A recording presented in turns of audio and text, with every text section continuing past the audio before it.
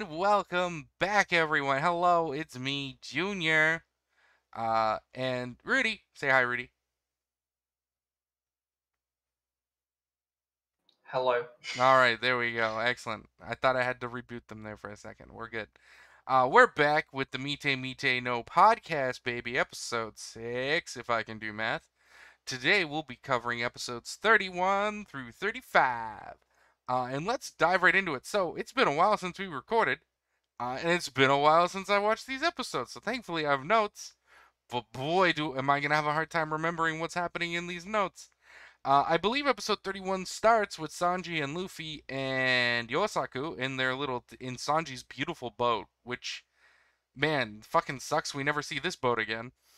With this glorious kitchen. Question. Yeah. What was that intro? It's like you put on a cartoony voice. Oh, did I? That happens sometimes when I'm junior. I'm sorry. No, it's fine. It's just that's really. Sorry, you got a bit of a chuckle out of me. That'll is some if I'm doing things and looking at my model, that's the voice that comes out. That's kind of nice. Yeah, Junior has a whole fucking listen. This immortal ass 12-year-old has his own fucking reality and his own voice. And if I'm not consciously looking at something else, it just comes out. And it's I've had some people in YouTube go, "Why are you putting on a weird voice?" I'm like, "Oh shit, I'm looking at my model. Stop it. Stop looking at him. Focus on the game." Um, It's stop getting like drawn into this cute little prick. Put my normal I feel voice on. like you'd be good at. I feel like you'd be good at a TV show presenter with that voice. Ah, well, thank you. I think I use it sometimes in like tabletop role playing game stuff because I, It's I like I I can just DM I imagine. DM a lot.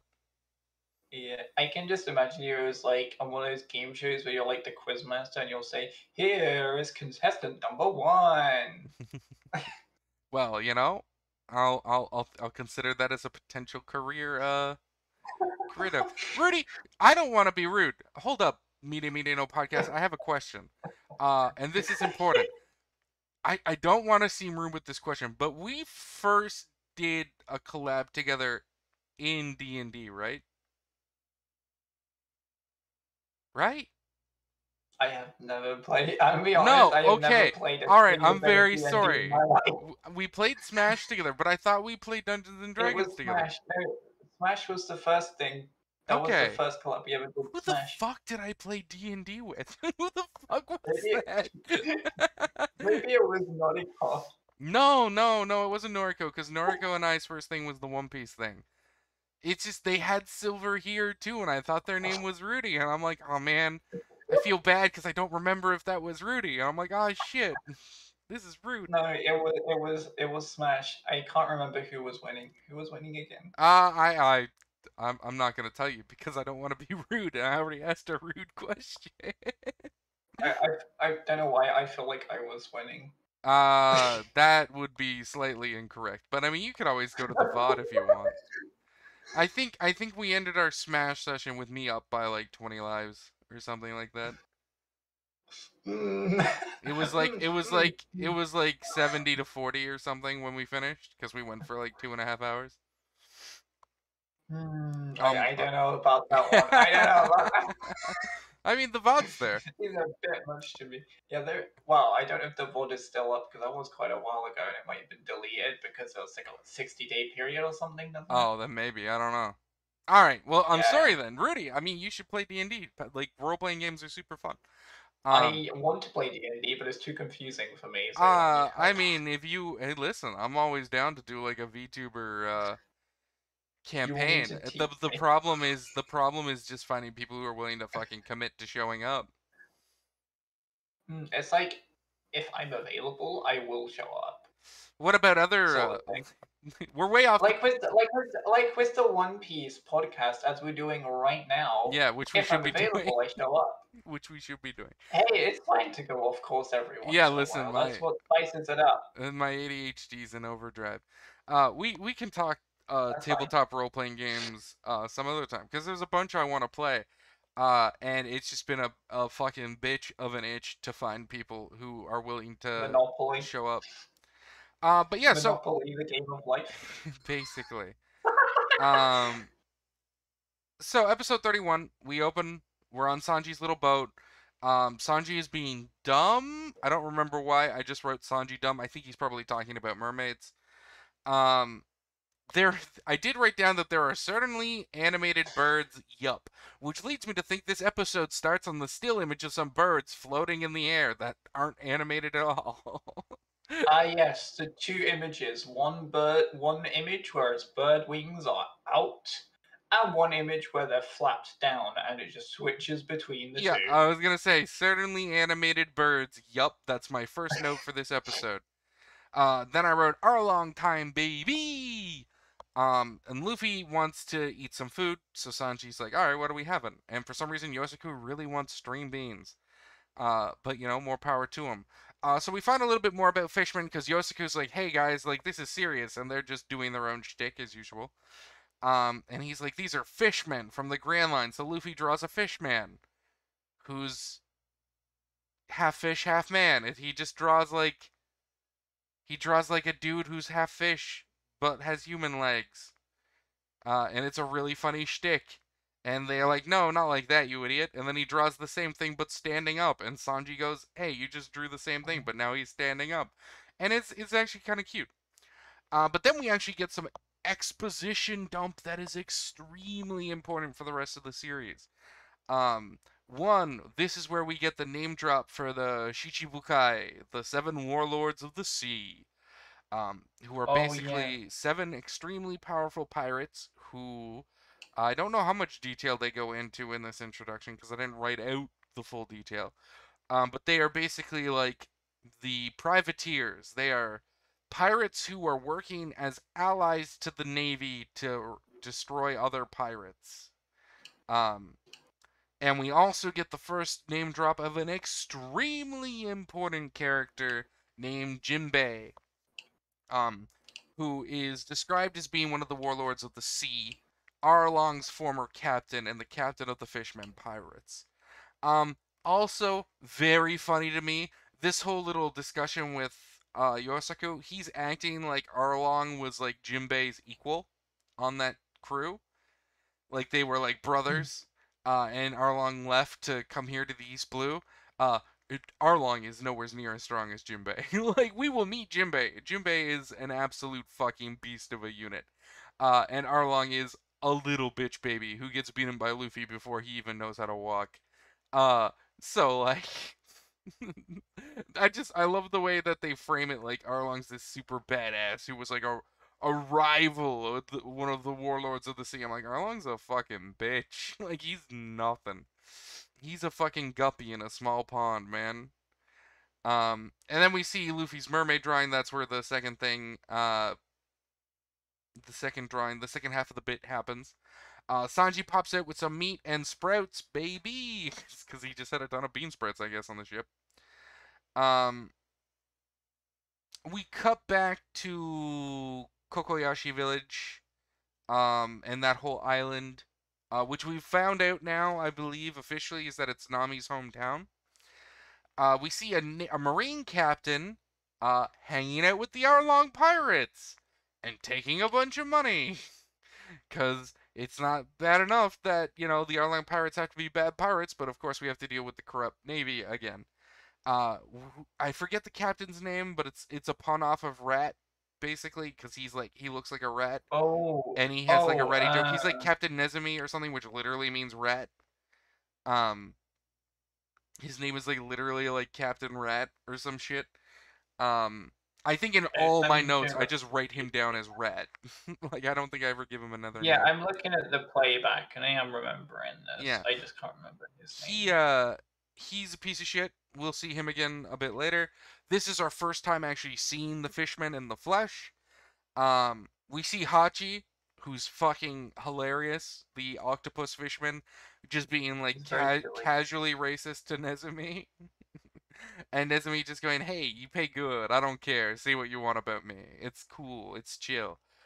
Notably, Captain Nezumi leaves, and Nami shows up after, so she actually doesn't see him being there with Arlong, which is important for things that will happen later. Um, Before Nami makes it into Arlong Park, which we find out is the name of Arlong's like little palace, Arlong Park, which is also an important thing that we'll see again later. That's that's Oda setting up for future events. Look forward to it. A kid shows up, saying he's gonna go kill Arlong. He's got like a little kitchen knife. Nami fucking whips out the sticks out of her tits and gives him a crack across the face and says, "Listen, I beat the shit out of you. There's no way you could do anything to any of those fishermen. Fucking piss off." And then throws him like a wad of money. So you immediately know that Nami is doing this for the kid's own benefit because fucking Nami would not just give anyone money. Nami has a beautiful sweet spot for her character, and this doesn't go away. Because it kind of goes away for Zoro. We never really get to see that sweet side of him like we did when he was like tied up and had Luffy feed him the dirty onigiri. We don't really ever get to see a lot of that Zoro. But Nami's things with kids and women, we always get to see it. And that's something that Oda has always sort of kept super consistent with her character. She is very emotionally smart when it comes to children. And seeing kids in danger or putting themselves at risk or being manipulated or hurt, it really is like a huge trigger for Nami. And I love that that never goes away. So she makes the kid run away. Um, and we see Nami enter Arlong Park, and they're like, "Hey, it's Nami. Our Nakama is back. The fifth head of the Arlong pirates." Because we find out at this point or around now that Nami is like one of the head pirates considered in the Arlong pirates. But of course, she's also the only human. So this head position is probably more of a figurehead because again, they're all incredibly racist. Um, we see Zoro and the crew arrive, and I wrote down that Zoro is full dick dumb. Because they see them heading up towards Arlong Park, and Zoro's like, "Hey, that's where Nami's going. Let's just go in." And I'm like, "Zoro, you're almost cut in two, baby. What are you talking about?" And the other two guys are like, "Zoro, you're almost cut in half. What are you talking about, you idiot?" Um, and They so clobber him on the head. yeah, so Johnny and Usopp crack him on the head with hammers, which just shows how weak Zoro actually is, because that works. Like Zoro should sit there and go, "Huh, these two weaklings actually got the drop on me. Maybe I shouldn't charge into a den of very powerful people." So they tie him to the mast, um, and they try to push the boat further away to find a port. But there are some fishermen on one of the docks, and they see them and go, "Hey, that's a weird boat, and we control this island, so we're not gonna like that." So they dive into the water. So Usopp and Johnny fucking jump into the water to swim away, which you'd think would just get them caught faster. Because like the fishermen are in the water, and now they're in the water, and I'm like, I don't know. I don't know why Oda thought them running into the water was a good idea, but he doesn't let them get caught, so whatever. Um, So they pop on the ship and see Zoro, and they're like, "Hey, what? Did you get like exiled from your home?" And Zoro's like, "Something like that. You want to untie me?" And they're like, "You're weird. We'll bring you to Arlong." Um, and it's around this point that we see the ruins of Gosa Town, and the first hint to the monster that Arlong brought from the Grand Line, which we'll see a bit more later. We see once again the kid being an idiot. Uh, and Usopp being an idiot, standing up for the kids, basically trying to protect the kid and fight back against the fishmen because it's Usopp, and while he's a coward, kind of like Nami, when there's a kid in danger or like when Usopp can see that there is something wrong and he's the only one who can do the right thing, he tries.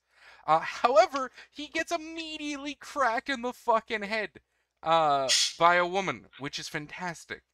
Um, he gets beat the shit up by her, and I just wrote down that she is a fine piece, uh, which is which is true. At this point, we cut away from Gosa Village and Usopp. There's a lot of weird cuts between our party because we're all split up right now. And the smell of Sanji's cooking seems to have alerted something beneath the water, and it's heading its way towards the ship. We see a lot more of Luffy's sort of eating habits, which is very funny. Where Luffy has got like a ton of food in his mouth, and Johnny Yosaku reaches over and takes a piece of meat, and Luffy's trying to tell him like, no, that's mine, but he also won't swallow the food he's eating. And they do like a little skit for a bit before Yosuke eats it, and then like Luffy swallows the whole bone that he's chewing on and in anger, and it's like, that was my meat. And he's like, ah, come on, you already had some meat. This was, I wanted this piece. And Luffy's like, no, it was my meat. You had your fucking sprouts. That was my meat.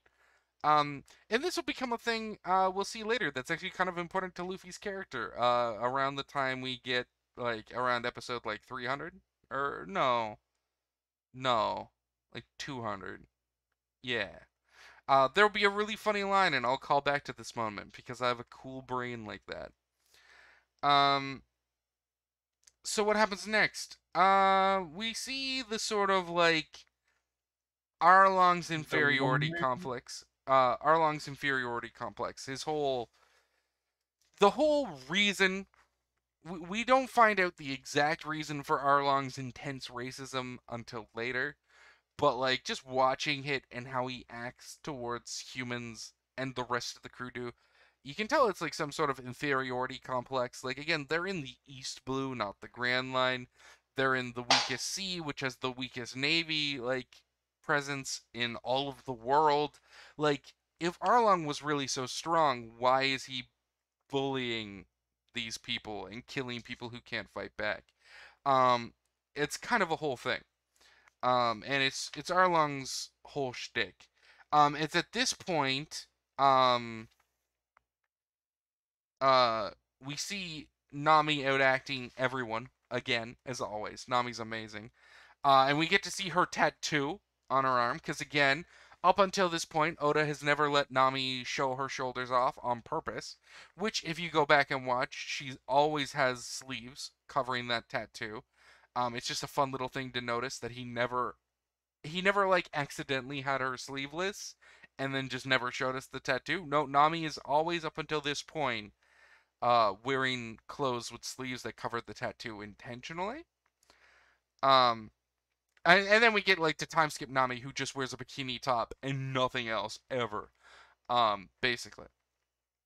Which is, how the I show is think my developed. favorite. I think my favorite version of Nami so far, just because it looks nice and casual, is probably just a t-shirt Nami. The one who wears T-shirt the stripy t-shirt. T-shirt's nice. She in pre It's time just skip nice she clothing. gets a ton of outfits and it's great. Basically everywhere they go, the Straw Hat crew changes their outfits like a little bit because merchandise, right? If we're in a new arc, slap some new gear on them. I really like one of her movie outfits, but I am a slut for the entire cast outfit change for one of the movies, where there's like one 5 minute action scene where they all are dressed up like Italian mobsters, and it's fucking hot. Like Luffy bursts through the door in a black suit, and I'm like, oh my god, this is hot. I'm like, oh, we'll get to that movie one day. It's by far my favorite movie. Um, and not least of which for that scene. I would love to get figures of them at some point. So, that brings us basically to the end of the episode. I believe it ends with Zoro being brought into Arlong Park and seeing Nami and she revealing the tattoo to him, and he's like, oh, so shit, this was your real colors. Well, I mean, Mm. captain's orders, I still gotta bring you back, so. But interesting fact with the end of this episode, we no longer have the same ending theme. I don't know if you noticed or took note of that, but the ending theme changes, Oh I yeah, I believe, did with this episode. notice. Uh, the new Oh ending yeah, theme I is did called notice. Run, Run, Run. I prefer the first one, but then again, I know that one more.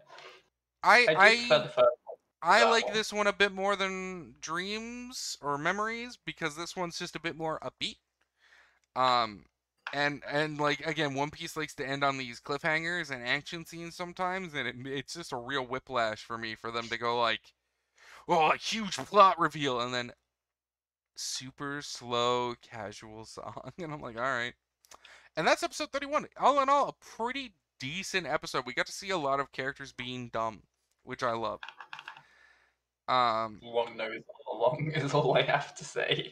yeah. Oh yeah. Arlong has one heck of a schnoz. I don't believe he has. No wonder he's got long in his name because he's gotten uh, Keep going, long keep going. nose like an RO. Well, I mean, he is I like a tried. he's like a saw-billed shark, I think is what they're called, or something like that. I tried long nose like an RO. R long. I tried. I think we'll find other characters with bigger noses at some point. Uh, No way. yeah, there's No one character who way. has a nose that's like Usopp's nose, but like 1.5 times longer. It's massive. Sort of like, so if Pinocchio did max lying, that Well, long of a well, nose. no, because that's like a violent weapon.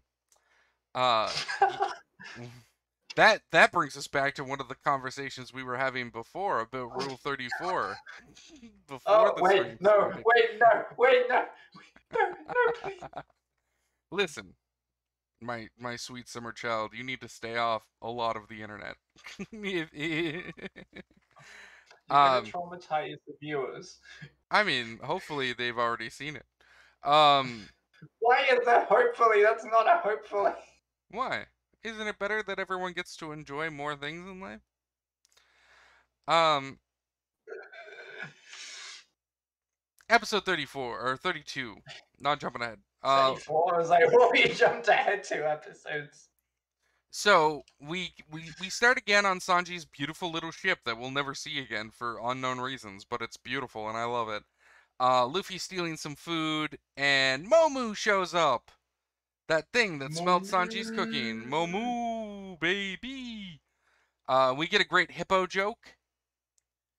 Uh, where Yosuke's freaking out. It's like, what's that? And Luffy's just like, it's a hippo. And Sanji's like, that's not a hippo. Hippos are gray. Like it's just really funny bits. And it seems hungry. And Luffy, of course, doesn't want to share Oh, its he doesn't food. say it's a hippo. He says it's a cow. Oh no, Sanji says it's a hippo. Oh, Yeah, one of them says it's I'm a dumb. hippo, but it's not. Yeah, Sanji said it's a hippo. Luffy ain't freaking sharing. But Sanji like gives him a smack and says, "Hey, if someone's hungry, I'll feed them." So he holds out the plate of food for Momu. Momu opens his mouth, and then Sanji kicks the fucking cow in the head. And Luffy's like, and Yosuke's like, why did you do that? He's like, I was about to bite my whole arm off. The whole thing was gonna take me with it, the bastard. Which could be interesting foreshadowing if Sanji actually was able to like predict a bit of the future there for an ability that we've talked about before as hockey, as being a crucial part of the story later. And Sanji's affinity for hockey is in particular the one that lets him sense the motives of other people and their movements.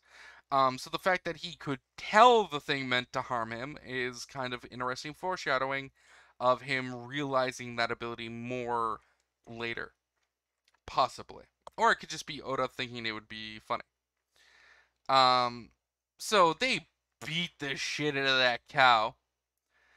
Um, Mm. which is just, more hinting towards what the three of them will be, like Luffy, Sanji, and eventually Zoro, how they'll become the monster trio. Because again, Luffy and Sanji just beat the shit out of this titanic cow beast. And we'll get to what Zoro's doing in a moment. So at this point, we see Nojiko, growing some tangerines. There seems to be, a tangerine orchard at her house.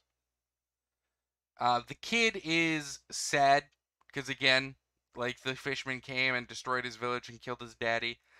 And she just fucking is brutal to him. Uh, in telling him he needs to not be fucking sorry for himself. Which is fantastic. We get some foreshadowing to the kind of level of emotional trauma we might be dealing with in this arc. Not quite, but a little bit.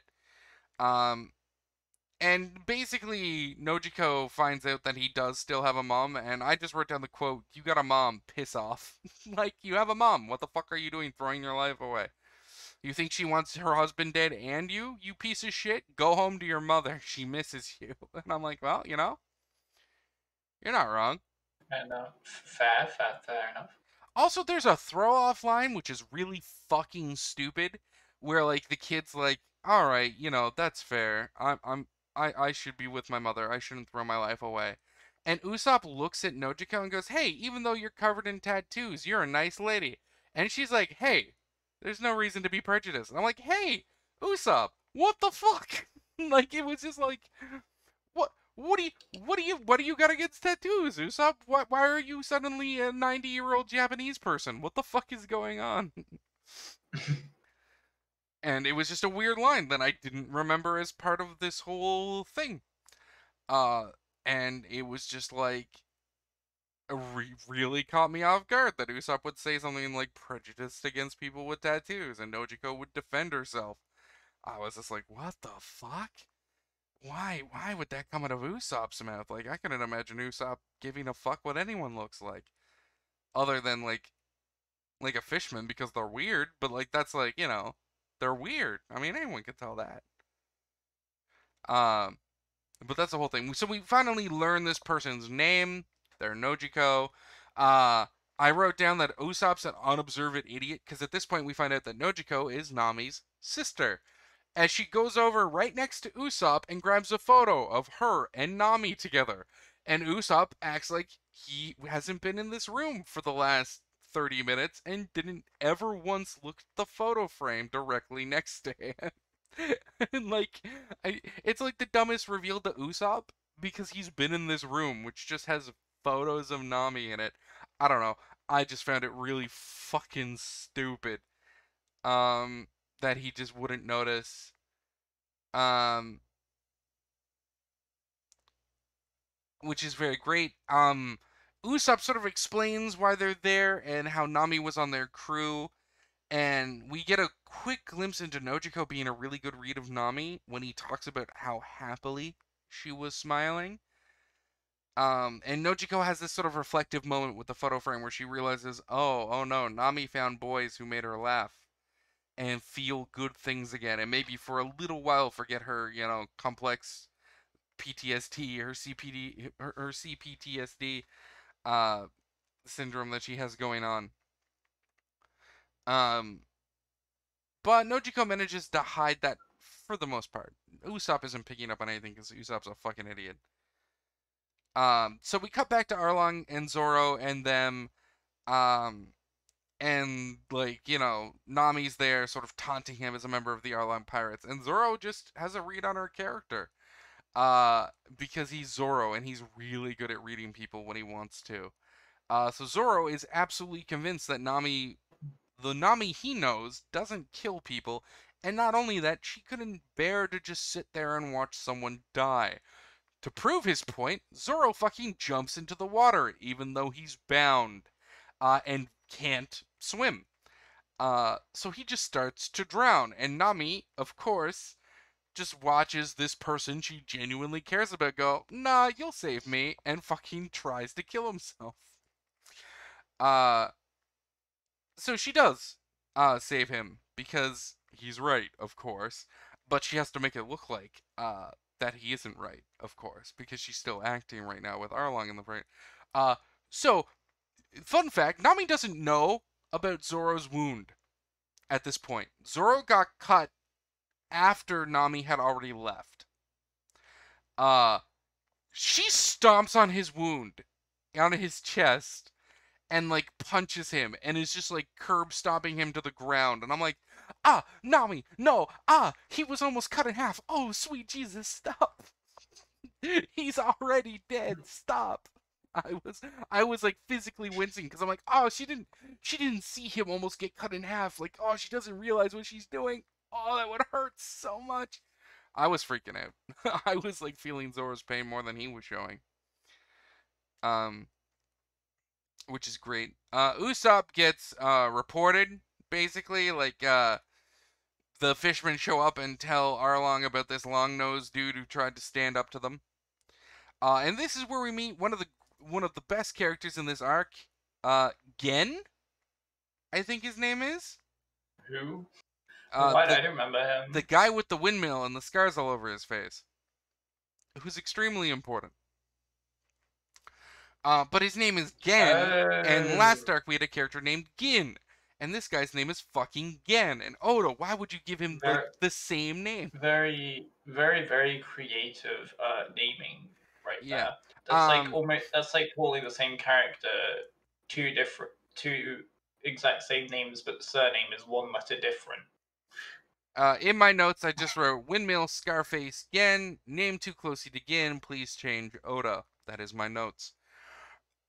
So we see him because the Arlong pirates show up and start talking about disarmament, and this is where we find out that like Oh, him. uh they aren't the people on these islands that Arlong has taken control of aren't allowed to have any weapons or anything that could be considered weapons, other than the tools they need to make money to pay Arlong, which I will talk about later because Oda is an idiot. Um, Actually, I'm gonna talk about it like in the next line of my notes. But basically, he had a sword, and they're like, "Hey, you can't have that." And he's like, "Hey, I just like to collect antiques. It's just, it's just for show." And they're like, but just having it adds like the possibility that you might want to do something with it at some point. It adds the temptation of revolution. And if I have to kill everyone here, I will. And Usopp's not very happy with that. And it's around this point that we find out that basically these people have to pay tribute every month to stay alive. And this is where I wrote down, how do these people make fucking money? Rudy, can you tell me? Actually, fair enough. Because Because if it's in their little community, right, and they're selling stuff to each other, eventually they're gonna run out of well, money they unless don't have they've any money. They have to give stockpiled it all to it. Arlong. What are they buying the It's money like with? And he it's sinks like all their how ships. are they how it's like how are they earning money if the whole thing is giving it to Arlong? Exactly. But then also right, how is like I've lost it now. Well, see, here's Um, here's let me rant for a moment. Yeah, Um, but then how would they be able to keep paying Arlong? Because eventually they'll run out of money, and then because they would have given it all to Arlong, and then when they have no more, Arlong would just actually go, "Oh, bottoms up. All right, guess your town's going bye bye." yeah.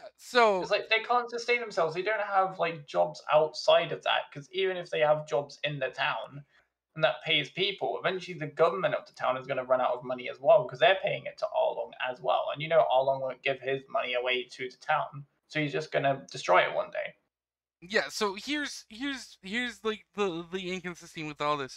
If Arlong takes control of all the towns on the island and they're all spending a ton of money to stay alive and desperately working each month to make enough money to pay for the next month's tribute, they they sink all the ships. There's no import export business here.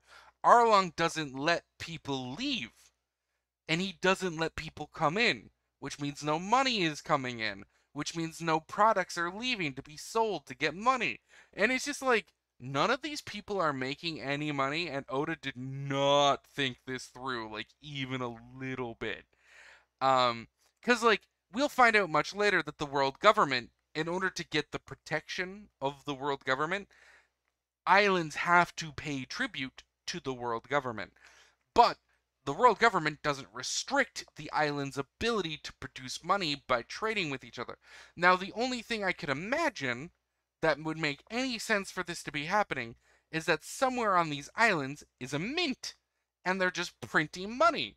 And if that's the case, why don't they just print infinite money and just like Arlong leave them all alone, and they just print Arlong like billions of dollars? Like I don't understand. It's stupid. All right, I wrote down in my notes it was stupid, and at the moment it made me very upset because I never thought about it. But again, doing this podcast and actually watching these But yeah, episodes and thinking, it's like I never think. It's like I never think about these things when I watch it, but when you explain it here, I'm like, Jesus, that really this is doesn't really make any dumb. Doesn't make fucking sense. sense. And they've been doing it for 8 years. 8 years. Assuming One Piece also has a 12-month year, that's fucking 96 payments of $50,000, which I think translates to $5,000 American. Because again, the Well, berries wait, are like the bells wait. are like yen basically, but that's like 5,000 yen per person per month for 96 months. There's no way with this economy, with the way that this works, that they would ever have that much money saved up.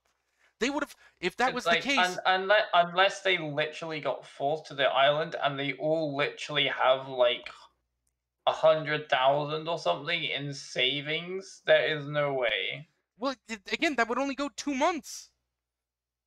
That's the thing. That would only last 2 months for one person. If they had that much money, Bruh. guess what they had? 100 million berries, and Nami could have just bought the place outright forever ago. It's just, it's really stupid, and I've never noticed how stupid it was before. And Yeah, and actually, now you mention it, yeah, that kind of money, yeah, it would be I'm actually. gonna try to not think about it and move on to the next scene where we cut away from the village. Um, where Nami is freeing Zoro. She cuts his binds and is like, get the fuck out of here. And Zoro's like, Luffy told me to bring you back. And she's like, fucking leave. And he's like, well, she left.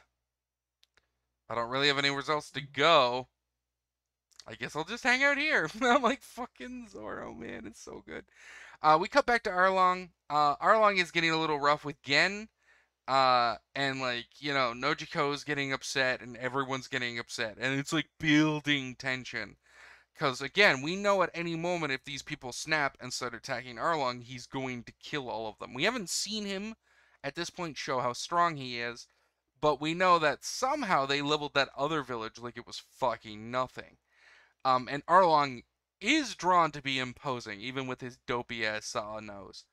Um, so it's a really good building tension. Like if you ignore the stupidity of everything going on right now, the fact that the citizens are like standing up because he's like being physical and rough with Gan and making threats, and it's like it's heating up to the point where at any moment one of these people might throw a punch or throw a rock, and it's just the trigger Arlong needs to start killing people in his own justification of it.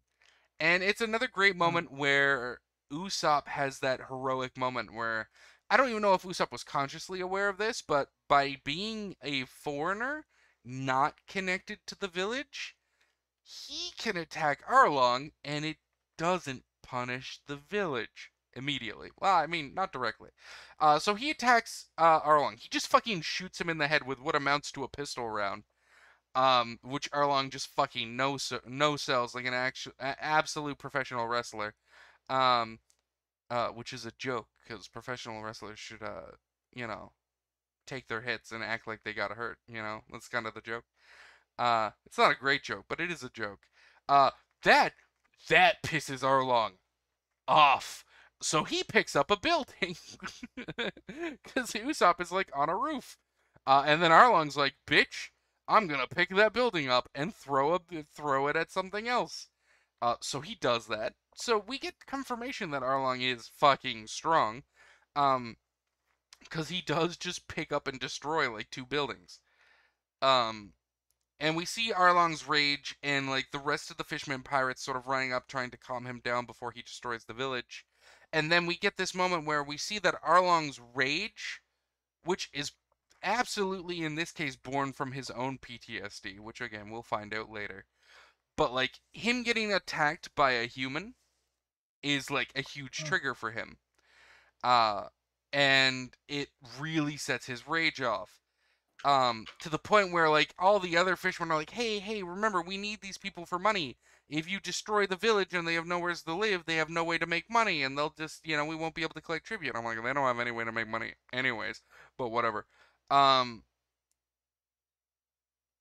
so Usopp takes off running because he's very good at that, and he thinks he's better at it than the fishermen are at chasing. Arlong gets sort of dragged into the village by the crew, and half of the fishermen pirates sort of chase after Usopp. At which point, Nami shows up, and this is another thing I don't absolutely love about Nami's character, in this arc. Beyond again the stupidity we've already covered, with just there's no way these villages would have been able to sustain what they were sustaining for 8 years. Nami is kind of dumb in this arc when it comes to Arlong, which is weird because she seems very naive and super convinced that when she gets this money, this $100 million, she'll buy the village and Arlong will leave everyone in it alone. And she seems wholly convinced in it. And maybe she's not dumb. Maybe this is like a coping mechanism, again, for her very real PTSD over what happened in the past and why she's working with Arlong. And we'll see that in like the next few episodes at some point. Like, there's a reason she would be this stupid, but it still feels sort of disingenuous to Nami's very intelligent character for her to think at any moment that Arlong was gonna actually honor his agreement. And Um, I actually thought he was going to honor the agreement because it was about money. Bruh, I must be stupid as well.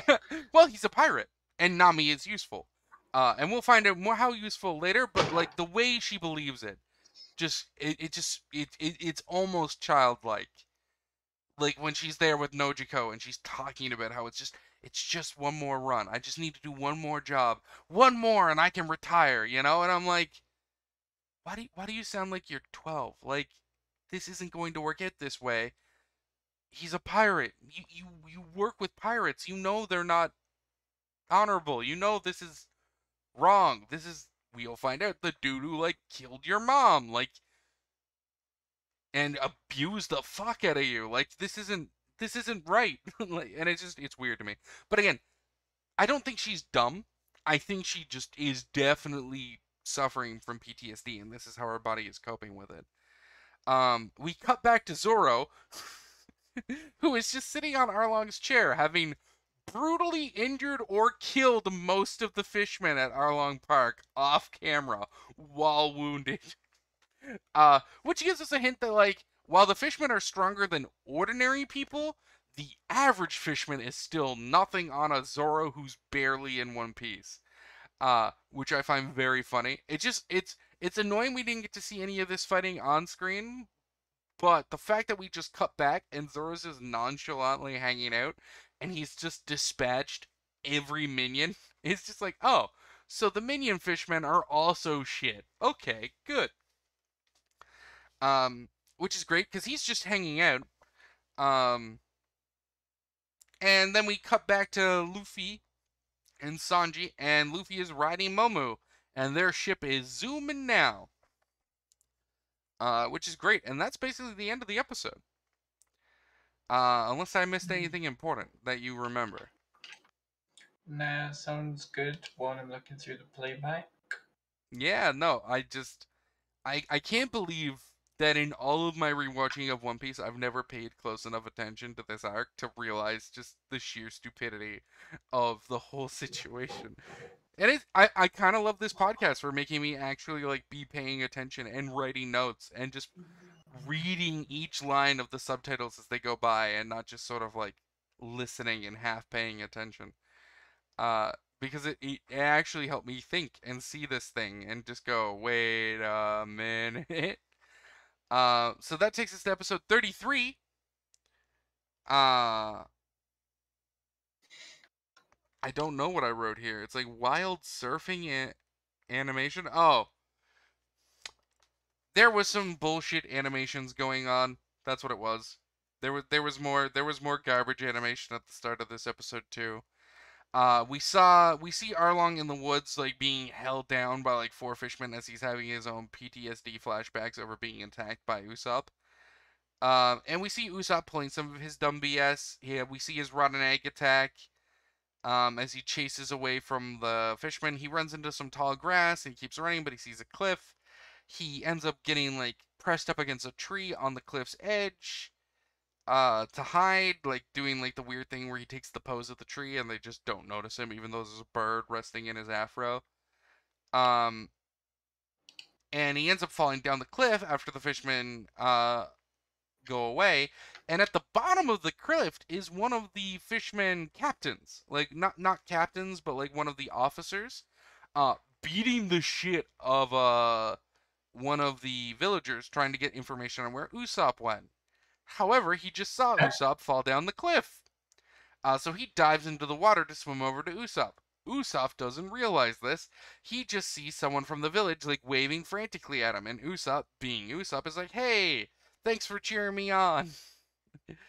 I know. Yeah. We'll fight back against these fishermen. Don't worry. Thank you. Ah, you're too kind. Ah, this admiration. It's so fantastic." And then Chu shows up, the fucking kissing fishman dude.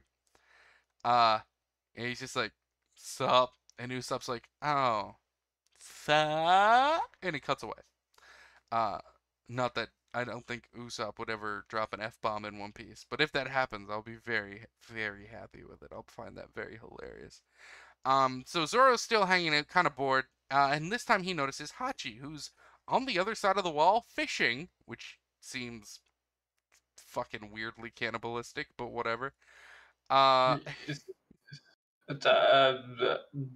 yeah, I think he's failing at fishing. I think he fished himself up. uh, he does do that. He does fish himself up, which is funny. But we will find out that some disturbing things about Hachi later in the story that I won't spoil because they're very funny, but it does involve fishing. So Zoro goes over and is just like casually leaning against the wall next to Hachi, who's on the other side of the gate from Arlong Park, so he can't see all like the half dead and beaten fishermen on the inside. And Zoro's just like, "Hey, sup?"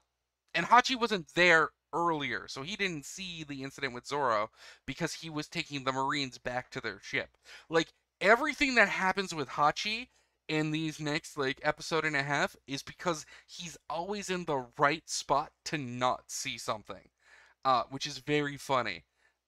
He was taking Captain Nezumi back to his ship, so he didn't see Zoro show up and have the whole Zoro thing happen. And now here he offers to give Zoro a ride to where Arlong is, Cocoyashi Village, because Zoro, he says, "Oh, you must be one of Arlong's guests." And Zoro looks back at all the half dead and actually dead fishermen. He's like, "Yeah, I guess you could call me that."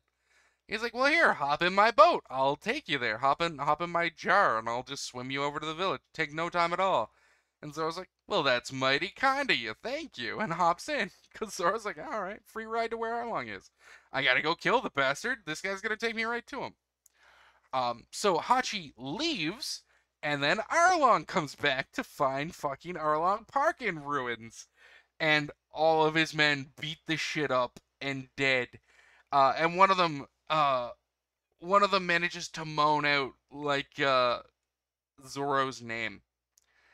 Um, and we get this great moment uh, where the other fisherman officers are like, "That was Zoro, the bounty hunter who's famous in the East Blue." Because again, remember, Zoro is a big fish in a small pond, like Arlong. People know about Zoro, even though he's not impressive yet. Like Zoro's really strong, but he's not amazing yet. Um, he's strong enough, I guess you could say. And they have this immediate moment where he's like, "Well, that guy, he seemed to know Nami. What if Nami like teamed up with the pirate hunters to try and take you out, Arlong?" And we see Arlong go, "No, no, no, Nami wouldn't do that because, she's gonna buy the village back from me soon. And it's been 8 years. There's no way she'd fuck with that now. She's predictable. She's never going to do that." And we see like the big martial arts karate fishman come back with the ropes, and he's like, "I don't know, these look like they were cut. Like, how did he get loose?" And it's like, "Well, we didn't know it was Zoro. If we knew, we probably would have just killed him." Um, and that's basically how that conversation goes. But again, there is some suspicion towards Nami. But again, Arlong is absolutely confident that that wouldn't happen, and it didn't. Technically, like Nami did not bring Zoro here. In fact, Nami explicitly abandoned Zoro to come here. Which begs the question: why didn't she just Oh, tell? you just like skipped over a few things when I watched the playback. It's like because he thinks like I thought Arlong thought like that the whole thing is orchestrated by Zoro because That he's that bounty hunter. He's like, oh, has he come to collect my head, sort of thing. that is a thing because again, Luffy is an unknown quantity at this point. This is the first arc where Luffy becomes known to the rest of the world. Up until this point, the only member of Luffy's crew with a name is Zoro. So there is a funny bit where like just by the way they're talking, and they will continue to talk for the next like 4 episodes, they think it is Zoro's crew who has come to the island to collect the Hmm. bounty. And they refer to it as like Zoro's men and Zoro's crew. But again, Zoro isn't the head, which is very funny. If anything, he's just sort of like the right hand man of Luffy. Yeah, basically. Sort of. Like again, actual pirates didn't have like a first mate in real life. That's just not a thing. As my friend who Uh, is really into real world pirate history, like that is their shit. Whenever I talk about One Piece and I bring up how Zoro's like the first mate, they're like, that's not a real fucking thing. And I'm like, yeah, I know, but let me just, this isn't a real thing either. The fucking boy's made of rubber. Like, get off my ass. I love my friend. They're great, and they'll never hear this. Uh, but like, it is great Wait, talking. really? I mean, probably. I mean, I don't think they know What if about my junior account. what if they know? What if they know? I mean, that's neat. What I if I they didn't say. secretly watch? I literally just said I love them. I mean, that's fine. And I do love them. And talking One Piece with them is fantastic because they're so obsessed with actual pirates. And again, a lot of Really? pirates in One Piece are based off or named after real pirates. And we've had long conversations into the night where I just talk about the pirates and in One Piece and they talk about the real life pirate who had the same name. And we just talk, and it's great. I love that person. They're fantastic. They'll probably never see this, and that's fine. We cut back to Zoro and Hachi. Hachi is dropping him off. Uh, and again, Hachi has never gotten Zoro's name, and he asks him his name. He's like, "Hey, you never gave me your name," and Zoro looks like he awkwardly doesn't want to answer. And then Hachi goes, "What? My name? I'm Hachi, of course. You can call me Hachan." He like reintroduces himself a third time, which is fucking hilarious. I wrote down that Hachi is exhausting, but he's great. And then it's very cute. He says like "Jana," and then he sails away, which is great because it sounds like like one of the kids I teach at school. Just "Jana" and just sails away. Um, we see Arlong, we see Usopp now getting beaten up and dragged into Arlong's park because Nami is having a bad week. And we see that Arlong's foot is like the size of Usopp's entire torso as he's stepping on him. Which is fantastic. Because again, Arlong is big, but it's kind of hard to get a scale for things sometimes. But when you watch a man step on another man's chest and his foot is the size of that chest, you're like, oh yeah, that guy's huge. Like, and he's not even like the biggest ordinary people will see.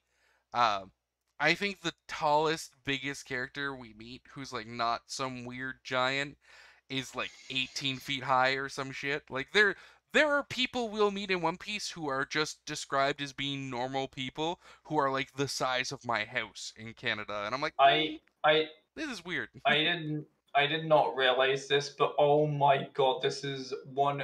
It's not the worst because I've seen literally an anime. There was a piece of animation where one guy's eye was halfway down his face while the other was in the right position.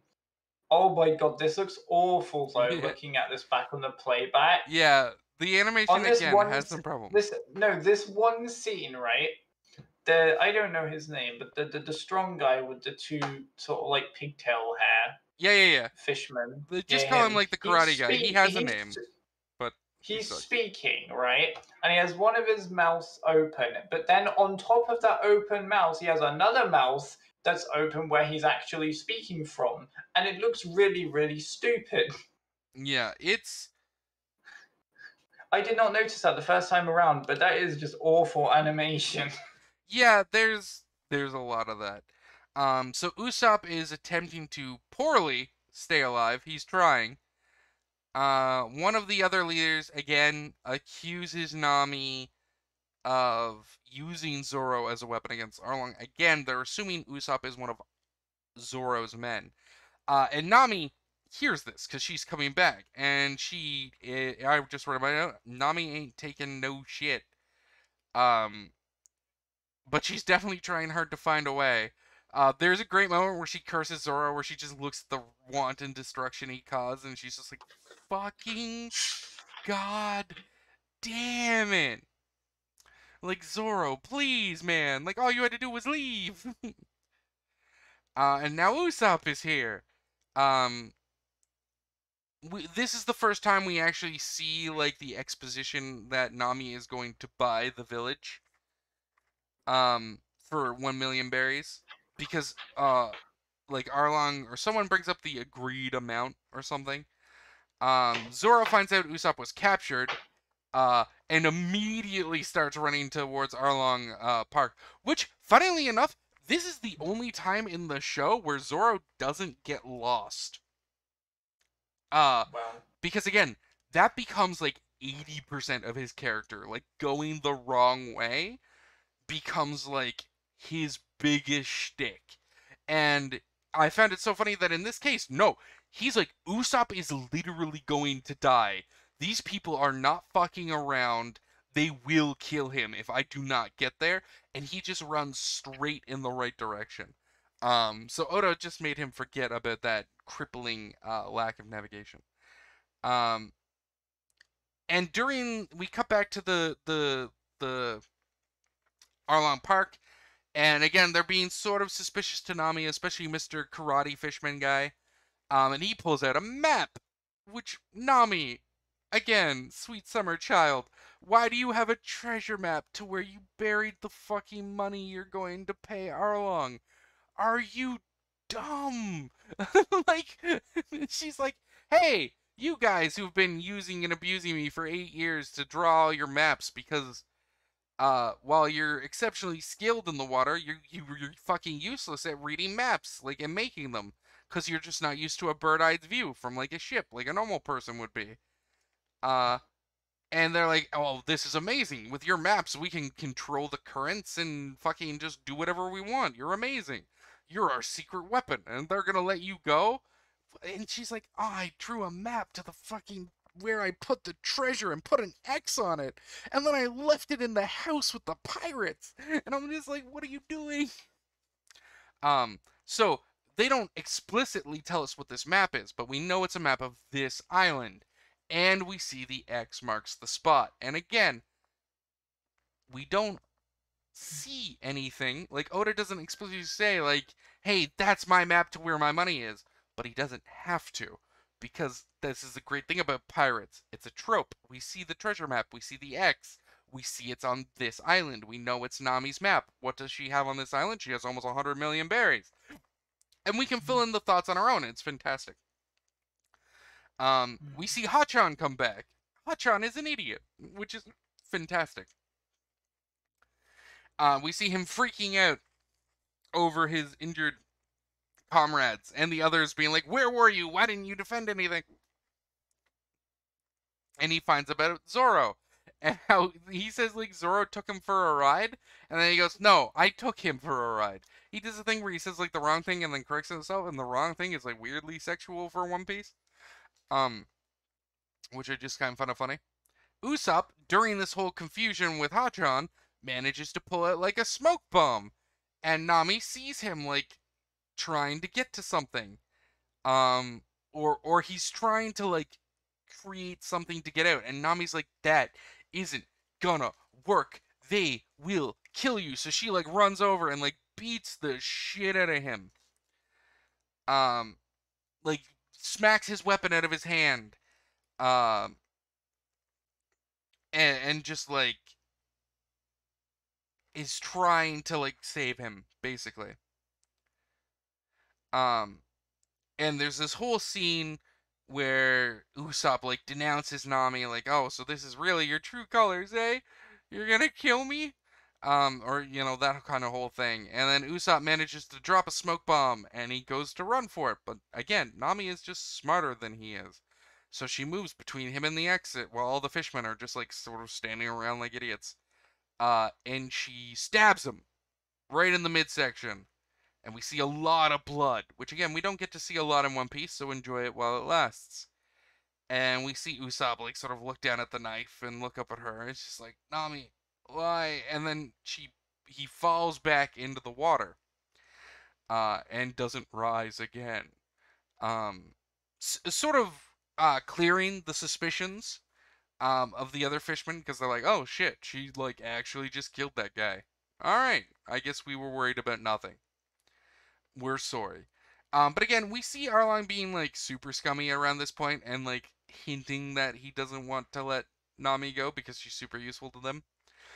We see that Johnny sees Nami kill Usopp and he freaks out. And Momu starts heading towards Arlong Park and is fucking concussed because Luffy and Sanji beat the cow in the head. So ends up crashing in the fucking island and launching the ship through the air. And this is why we never see Sanji's beautiful little ship again. Which is funny. This Luffy and ships flying through the air is just something we'll deal with later. But they crash through the fucking uh forest, just blasting through, and we get this really poorly animated but very funny scene with Zoro, where they basically run over Zoro with the ship as it's shooting through the forest. Because convenience. We see Sanji just get fucking just like totaled in the hit, and they get up and they're trying to recover and ask Zoro what's going on. And Zoro's all business. Again, Zoro's like, Usopp has been captured. They're going to kill him. We need to go. And then it stops because Johnny shows up. He's like, he's dead. She killed him. That bitch, she killed him. And everyone just sort of looks at him. He's like, I saw it with my own eyes. Nami killed Usopp. And that's like where the episode ends. But we cut to a beach and we see a figure covered in like a hood. And I don't know why Usopp is being super dramatic to himself and no one else. But he's like, am I a ghost? Like, bitch, you know you weren't stabbed. Like, this is stupid. Like, this is the weirdest fake out ever. Oda was doing some weird things in these episodes. Um, but we see a stranger on the beast who obviously can't be Usopp. Of course, Nami just killed him. But that's that episode. And that's where that ends.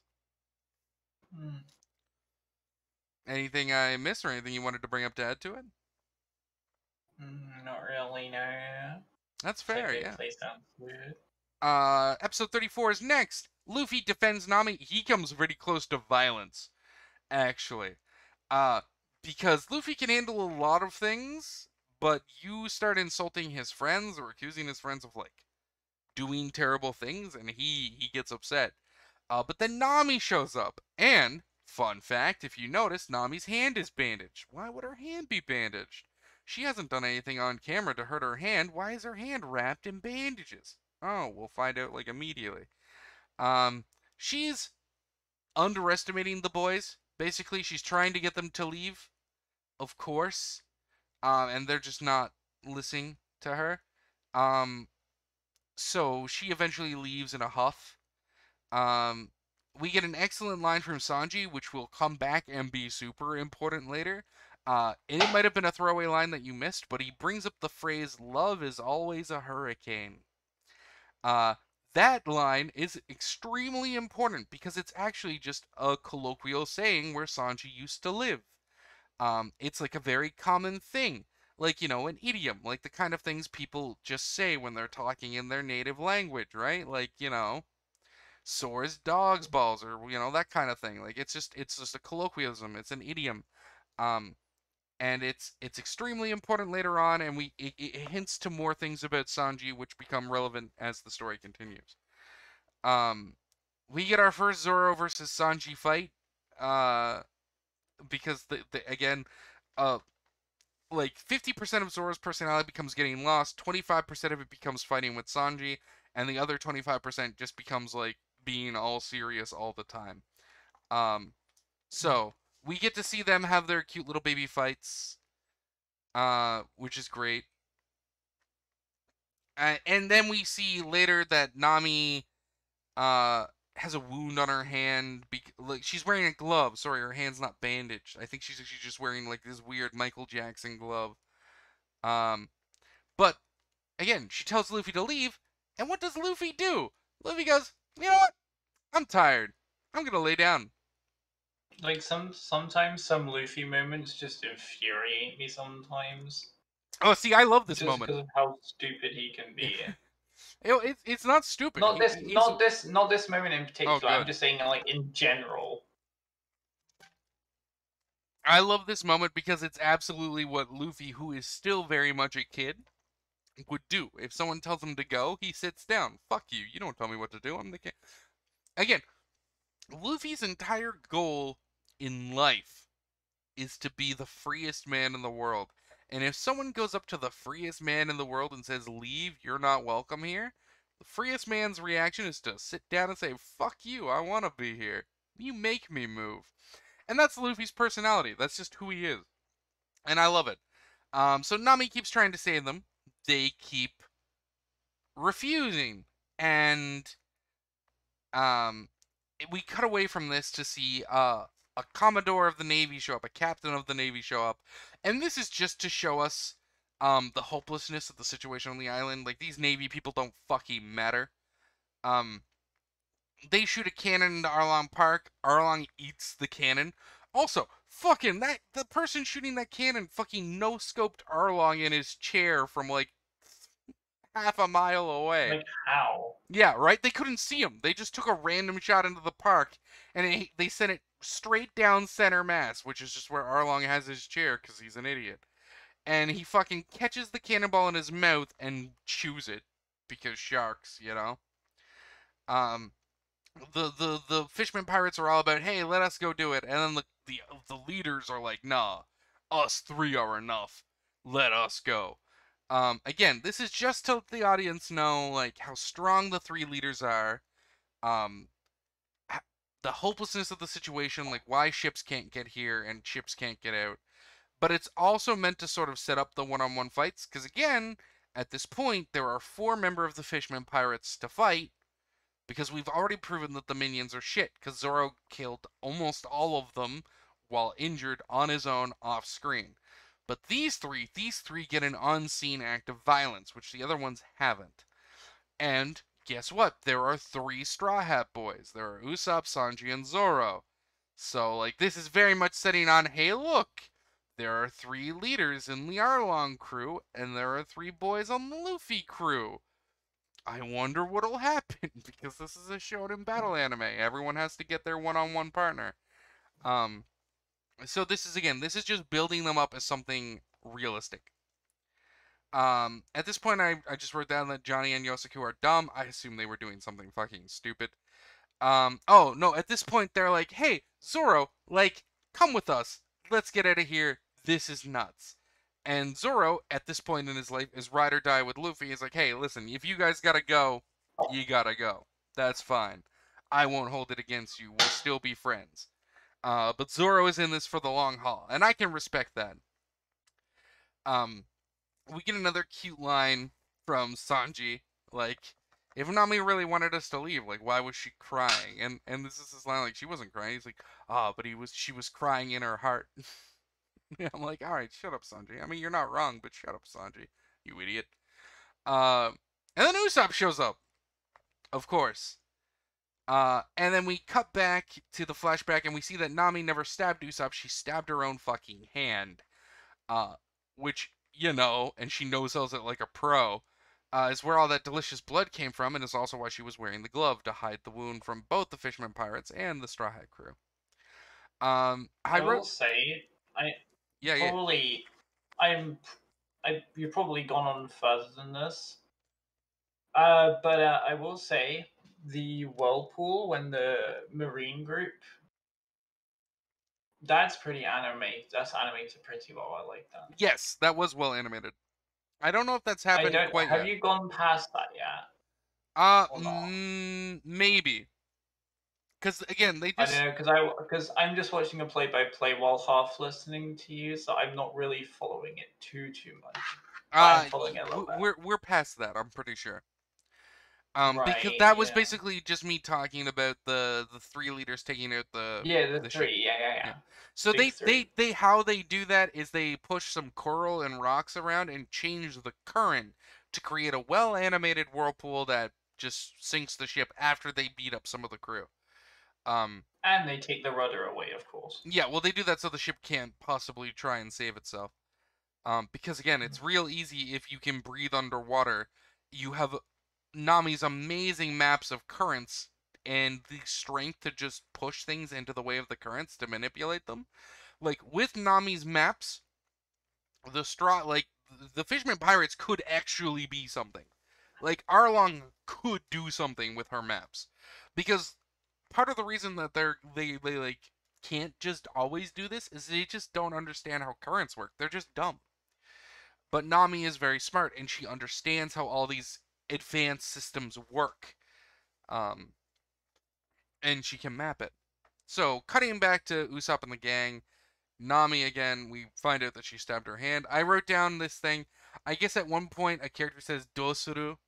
So, you probably wouldn't know this, Rudy, because it's extremely niche.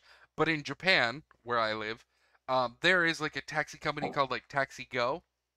And when you're in the taxis here, they have like little TVs in the back where they like play ads while you're getting driven around. I take taxis a lot, because it's really hot and I don't want to die.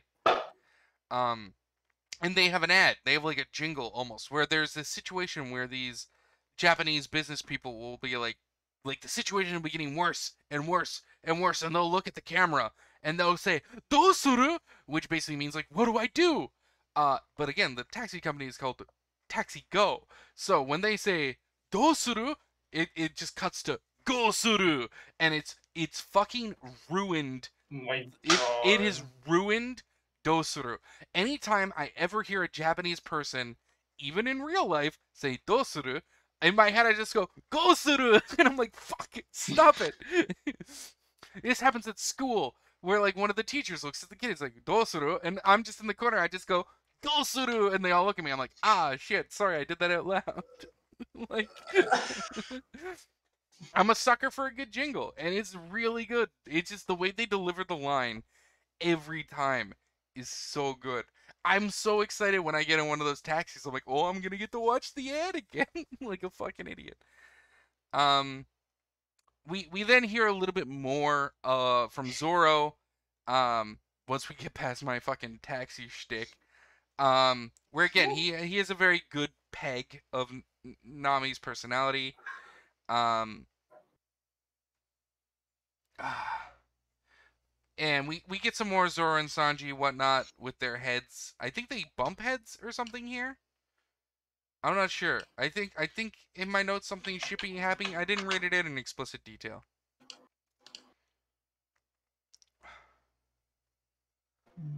I'm not sure. I'm not gonna lie. I just wrote down like Zoro plus Sanji and then head crack. So I think they hit Usopp's head. Yeah. Usopp comes running in and they both like are about to hit each other and they both hit Usopp. And Because they're they were like, yeah, arguing yeah. about Nami's chest for some reason. Yeah, yeah, well, Sanji. As you do. Yeah, and Luffy's like, "Oh, Usopp's alive." And then they're both like, "Well, maybe not. We kind of just killed him." I remembered it.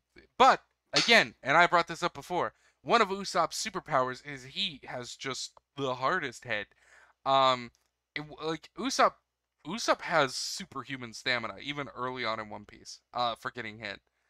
Um, we cut to Nami, who's in Dojiko's house having a tantrum over her boys. And we realize that Nami has for sure caught feelings, which is, the worst thing you could do if you're an edgelord with a tragic backstory. You're not supposed to feel for Well, other people. Oh my god, this is ruining my image. Um, and it's great. We see Nojiko show up and just be like, "Hey, the fuck are you doing? Why did you destroy all this furniture?" And Nami's sulking. Um and she's like falling asleep, and we get a flashback to Luffy's we get a flashback to the scene with Nami and Luffy and Captain Kuro, and how mad Luffy was with how Kuro was treating his crew. And we get the repeat of the line of Luffy, "What do you take friends for?" And it's this moment where like how dare you treat your nakama like this? And she sort of mumbles the word out, and Nojiko's like, oh shit, they hit the friend button, they hit the nakama button. Oh fuck, these kids have really gotten into her heart. Oh no.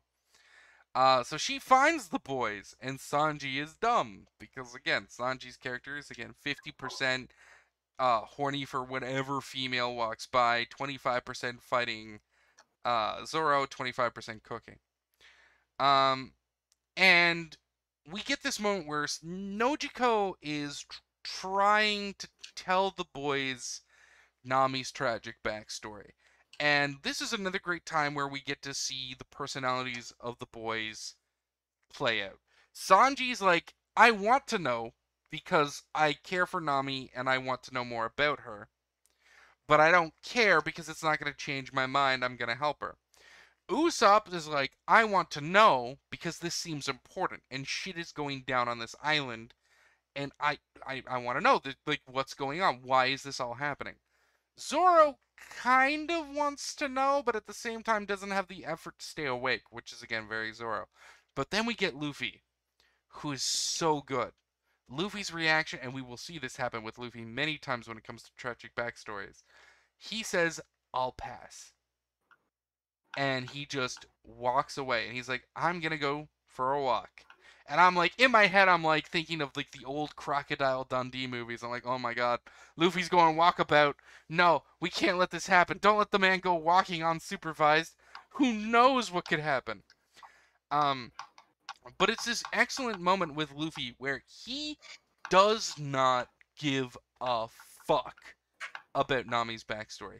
He only gives a fuck about Nami, the person she is right now. He doesn't care how tragic any of that was because he will save her regardless. Knowing that would only maybe increase his range and cause him to fuck up. So he just walks away. And Zoro tells her to start and then immediately falls asleep, which is great. And it's at this point that we see Captain Nezumi show up at the town looking for Nami. And again, if you hadn't already clued in that he's here to steal all her money, he's at the island talking for Nami instead of the Arlong pirates who are at the island. And this is the Marine we saw taking a bribe from Arlong earlier in the episode. So, I wonder if the thief who steals from thieves is gonna get her money taken. Uh, and the episode ends with the mention of Belmer. And next episode, I believe, is the flashback. Which is the sad times. No, actually. uh, I mean, it's kind of sad. But I will tell you, the part of this arc that makes me cry doesn't happen until after the flashbacks. If anything, I get kind of mad at Belmer's flashbacks, because it's kind of dumb. Uh, but again, that's just me being how my brain works. Uh, I will let everyone know this is the arc where I first really cry, and it's around episode 37. There's a very set moment, and when that moment happens, even thinking about that moment and replaying it in my head like I can do, I can get myself to cry. Whenever someone's like, hey, cry for me, and I'm like, alright, give me like 30 seconds to play over a loop of One Piece in my head, I can make tears happen. It's not instant, but I can do it pretty quick. I'm really good at making myself cry. I don't know what that says about me as a person. Um, I mean, if I think about it, I'm not gonna uh reveal it just in case the viewers, because it's a different series. Just in case the viewers here haven't watched it. Um, Wait, what did you a just say? few, a few big characters in No Game No Life Zero die, and Oh yeah. if you want me to cry, it might take a bit, but if I think about that mixed with the end, what happened in the end credits, that can make me cry. I That was literally the first time I cried for an anime. Oh my god, it was so sad. There are like 3 or 4 parts of One Piece where if I just sit down and let that part play over in my head, I can force myself to cry. But I can also do it with my own writing and my own dialogue and shit. Cause there was a gay romance I was writing forever ago, set in Japan, which was probably a bit like a creepy relationship because I'm a fuck. I got all sorts of weird shit going on with me. Uh, but like there was some dialogue I wrote in that. I'm like, you know what? I can cry to this anytime I want. That's a fucking superpower. Let's go. But beyond my tears, let's move to episode 35. We open with a fantastic scene of Luffy walking past the three leaders of the Arlong pirates like it ain't shit. Because in his head he says, like, oh, that must be a fish man. Because he's never seen one before. And again, Luffy isn't prejudiced in any way. He's just like, oh, that is what a fish man looks like. Neat. And he just keeps walking. And this unnerves the three of them. And they're like, hey, what are you doing? And he's like, who's asking? And they're just like, oh, fair point, I guess. And he's like, I'm just walking. I just decided to take a walk. And he's like, where are you walking to? He's like, I don't know. I'm not from here. And they're like, okay. And he's like, all right. And then he keeps walking. And there's just a moment where the three of them look at each other and they were like, he was not afraid of us at all in any capacity. And I'm like, nope. And he could probably beat all three of you 3-on-1 if he had to right now. So you fucking, you definitely got away with that scot free. Um, we cut back to Nami, and again she's still like being all excited that she almost has the 100 million, and I'm like, oh my god, Nami, please wake up to the smart Nami. I know you are, please. But again, I mean, it's her coping mechanism. And then we get the flashback where Nami is little baby Nami stealing books. And we get an ara ara. If you, I don't know if you saw that, but the book lady is all like ara ara, and I'm like, ha, it's the VTuber thing. She said the thing. Everyone laughing, clap. No, it's not. It's not the VTuber thing. It's the more the big sister thing. You know, that sort of thing. It's not the VTuber thing. Yeah, but I mean, it's a thing I always VTubers like. consider it the big sis. I always consider it the big sister thing because that's what it always was, like originally. What the whole meme of it was.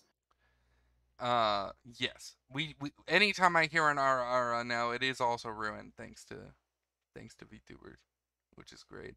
Ada. Every time I hear that, I think, oh god, you know, big sister, like big, like, you know, like sisterly figure I just think sort of thing. VTubers. Rip. Yep. Just rip. We get a really good foreshadowing line where she gets picked up by Gin, and he calls her like a something, and she's like, "I'm not a cat," or something. Maybe it's because of how he's carrying her. No, it's not Gin, it's Gen. It's Gin is the Gen. base guy. Oh, okay. Gen. Yeah, Gin Listen, is the base guy from yeah, he's pretty based because he's cool. Krieg's crew. Yeah. Listen, their names are Yeah, interchangeable to me. Don Krieg. Nah, they're not interchangeable. You can't forget who Gin is. Gin is I don't too know. I cool. remember who they are, but their name is the same. It doesn't matter. Uh, we No, it's a difference. Gen is the less cool one, and Gin is the really cool uh one. actually they're both really cool. I love Gen. Uh, so we get a moment where Nami says, "I'm not a cat." Now this is really funny to me because all the Straw Hat crew members eventually, and this is like the minorest of spoilers, they will eventually get bounties, and with those bounties, they will eventually get titles. Like Luffy isn't Monkey D. Luffy, it's Straw Hat Luffy, right? Zoro isn't Zoro, it's Pirate Hunter Zoro, right? And Nami's is Hmm. Cat Burglar Nami. And Oda fucking slapping in the line, "I'm not a cat" in the flashback to Baby Nami, where in the future, 8 years from now, when she earns her bounty, she'll be called the Cat Burglar. I just find fucking oh, see, Oda will do the stupid shit with like the economy of these islands and them not being able to make any money and like making Nami act like she believes Arlong is gonna be straight up with her, but then and like just do really stupid shit, and then he'll do this, like this epic little this little taste of Oh, later we're gonna call her the cat burglar, and this line is gonna be way more impactful on your second watch through. And I'm like, why can't you be so good at writing all the time, and then fuck up so big on other things? I don't know. It's just a great moment for me. Um, we get another fucking brutal line where she's like, "It's not my fault we're poor," and I'm like, Jesus, fuck, hit me where it hurts, man. Belmare is great. Uh, we see Mr. Scarface Pinwheel bring Nami home. And Belmare is just the whole interaction is fantastic. We see her offering to pay him back with her body, which is fucking hilarious. Not only his reaction, because again, Nami is there. Just she's just doing this in front of like an 8-year-old. Like, hey, how about to thank you for this? How about we fuck later? And I'm like, lady, that kid is like 10. What are you doing? Stop. Um, but it's great. And I just wrote down the family that thieves together laughs together. Um, this is the first time we see Nami's ultimate goal. Because again, everyone in the Straw Hat crew kind of has a goal. Luffy wants to be king of the pirates. Zoro wants to be the world's greatest swordsman. Usopp wants to be a brave warrior of the sea.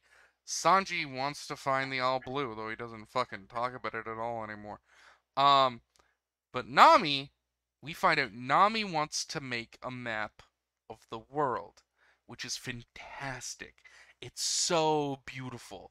It's such a good, wholesome shonen battle anime like idea. I love it. It fits Nami's characters, it fits her skill set. It's a realistic drive for a character who now is going to be associated with the people who could make it happen. It's so good. I love it. It's great. Um, we see Belmare not eating, so the kids can eat more, uh, which is fucking also brutal. And again, hitting me where it hurts. Because again, I mean, I don't know about you, but growing up, like, my family was in the situation where if we went out to eat, my mother would get like one chicken meal and split it between me and my sister, and then she would just eat the soup that came for free with the meal, and that would be our dinner. Not often, because again, even that was expensive. Uh, but like I grew up in a situation where like one of my parents would often just not eat as much as everyone else. Uh, that was often her choice because she just didn't have as big of an appetite, but often sometimes it was just because, money was tight. So yeah, this whole part of Nami's story does kind of hit me where it hurts in an interesting way.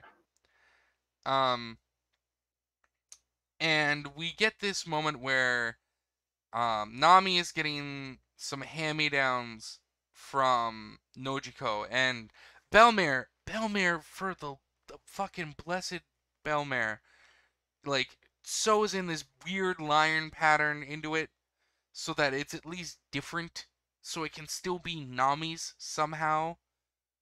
But again, they're just kids. And while Nojiko never gets to be a kid, like Nojiko, every time we see Nojiko, she's like 20. There's never a time where we see Nojiko really being a kid. Maybe once. Um, but like she's super blasé about like the hand-me-downs and like my clothes are hand-me-downs, your clothes are gonna be hand-me-downs. Like it's just what it is. We don't have money. We're poor. You just have to deal with it. And Nami crosses a line and she says like,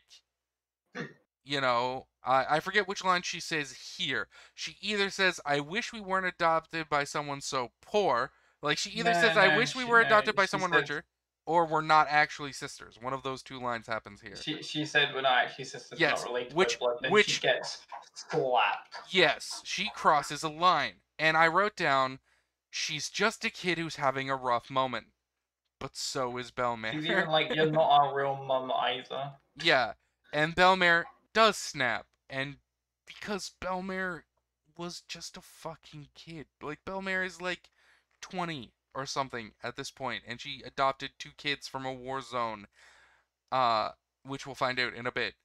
Um, and so Belmare snaps and hits Nami, and it's domestic abuse. It's rough. It's child violence.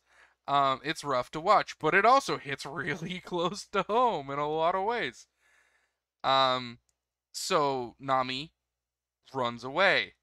And Belmere has a moment where she's like, I just fucking hit her. And she's like, I couldn't control myself. She said something that really hurt me.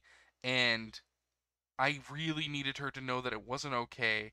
And I crossed the line I shouldn't have crossed. Which is great, because Belmere, like, yeah, she snaps, but she does have that moment of, fuck, what did I do? But Nami, being a kid, thinks running away is just going to like the edge of town where she gets picked up by Gen immediately, who is fucking fantastic. I love him. He's great. He's the best dad these kids could have wanted. And we actually get to see Nami's thought process. It's not that she wishes her life was easier, and that's why she's saying this shit. Where she's like, I wish we were like adopted by someone richer, or like she's not saying that shit because she wants more things. We see Nami's thought process, and it's that she honestly believes Belmere's life would be easier on Belmere if she didn't have Nojiko and Nami in her life. And I'm like, you're not wrong. Guess what? Almost. Especially when big old fishman comes to collect his debts. Yeah, yeah, yeah, yeah, yeah. But like it's a real thing with parents that guess what? Almost every parent in the world would be better off if they didn't have kids, probably financially, emotionally maybe. Like kids are a huge strain, they're a huge responsibility. They're fantastic, but guess what? It's hard Yep. to have kids. And it's just this really weird moment where again Nami is not really being a kid. She's being a kid because her brain's not processing this correctly, but her thought was like, I wish I was adopted by someone richer so I wouldn't be a burden on those people. And then Belmere, this woman I love, could live a happy life without me being a burden for her. And she just wants Belmere to live a better life and not be a burden. And it's so good. And this is where Gin tells her about how Belmere found them. He talks about how Belmere was this Yankee, rough, rough and tumble person that never fit in with the village, was always causing trouble, like Nami. You know, stealing shit, picking fights, um, that kind of thing. On how one day that Belmere came to the people in the village and said, "I'm joining the Navy," and then left. And then we see Belmere later. We see like little snippets of her fighting in the Navy, looking butch as hell. Oh, Belmere is so hot. Ah, sorry. Belmere is great. She's 100% my aesthetic, which is sadly like, you know, someone who also would not be interested in me, but you know, whatever. Um, and we see Belmere doing these amazing things in the Navy, you know, being a soldier. And then we get this moment where she's like in this war torn country. There's like explosions and it's dark at night, and she's beat the fuck up. We don't see a living Marine anywheres around her. We see a lot of dead Navy people and a lot of dead other people. We don't really know what's going on. But Belmere looks like she's barely holding it together. And she almost says a line, I think, where she's like, you know, well, this is like it. This is as far as I got. I guess it's the end. Um, and then we see a little baby Nojiko, who I think at this point was like 4 or some shit, carrying little baby Nami, who's like 2 or some shit, just looking for an adult. There's this 4-year-old walking through a war zone, covered in wounds, carrying a 2-year-old who's just, you know, a fucking baby. And it's brutal. Like, it's fucking war crimes. And we see Belmere, like, find find them and just be like, I'm going to get you out of here. And she asks if they're sisters. And then we find out that no, Nojiko doesn't know this little girl. She just found her alone and picked her up because she couldn't bear the idea of leaving this 2-year-old baby alone. Because again, even when Nojiko was 4, she was 20. Like, it's just this fucking wild thing. Um, and Oh yeah, it's then Bellaman comes back with the the kids girls. saying, "I'm a mom now." Well, that sort of happens. So, also, in my notes, Belmare totally just goes AWOL. It's not like she retired from the Navy. She just flees this war zone with these girls. Like she is 100% just like AWOL. like she is a criminal now. like like because the next scene we see her like on this dinghy boat sailing through a storm, and she lands at the island yelling for the doctor to come because the girls have been running a high fever. Because again, it's not like she had fucking food for them or anything. She went AWOL. She just stole a boat and set off out of this war zone. um the doctor comes, he helps the kids, and that tries to help her, but she demands they take the kids, which is a big thing that'll happen in One Piece, where one person will be seriously fucked, but they'll refuse a doctor to help them before they help their friends. We'll see Luffy do this later in a really good moment. It doesn't make me cry, but it comes pretty damn close. It's a real good moment. Oh, there are some physical things that happen in that episode that I hope will make you wince, because they make me wince. Oh, just thinking about them sends shivers down my spine. Um, so yes, basically, she decides she's going to take care of these two babies. She's gonna just move into this house, her house, which she just abandoned when she joined the Navy. I guess everyone just left it alone, and take care of her tangerine orchard, which again, I guess everyone just left alone. And again, she just abandoned the army.